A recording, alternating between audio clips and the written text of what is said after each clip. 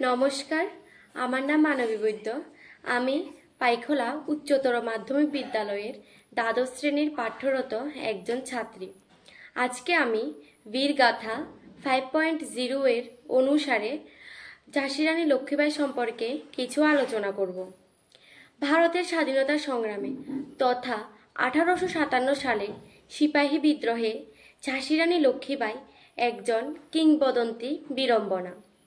ভারতের ঐতিহাসিক ব্রিটিশ শাসনের বিরুদ্ধের প্রতিবাদে তিনি একটি গুরুত্বপূর্ণ ভূমিকা রয়েছে।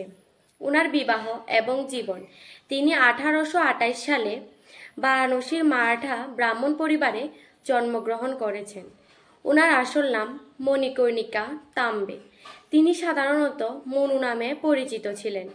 তিনি ছোটবেলা থেকেই বিভিন্ন অস্ত্রশস্ত্র চালানো, যেমন বন্দুক চালানো, তলোয়ার চালানো প্রভৃতি কাজে অনেক পারদর্শী ছিলেন।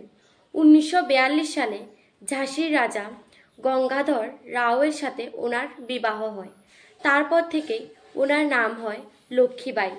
কিন্তু দুর্ভাগ্যবশত 1853 সালে উনি নিঃসন্তান অবস্থায় মারা যান।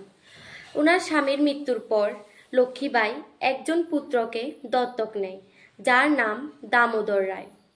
তৎকালীন ব্রিটিশ ইস্ট ইন্ডিয়া কোম্পানির গভর্নর জেনারেল লর্ড ডালহৌসি শর্তবিলোপ নীতির মাধ্যমে এই নীতি ঘোষণা করেন যে কোনো রাজা যদি পুত্র না থাকে বা তিনি নিঃসন্তান অবস্থায় মারা যান, তাহলে তাদের শাসনভার ব্রিটিশ ইস্ট ইন্ডিয়া কোম্পানির হাতে চলে যাবে।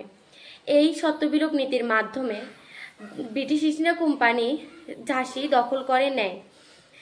কিন্তু তিনি ঝাঁসি রানী লক্ষ্মীবাই এই ঘটনায় অনেক ক্ষুব্ধ হন এবং সিপাহী বিদ্রোহে আন্দোলনে বাধ্য হন। এই ঘটনা চিরস্থায়ী রয়েছে ভারতের ইতিহাসে। ধন্যবাদ।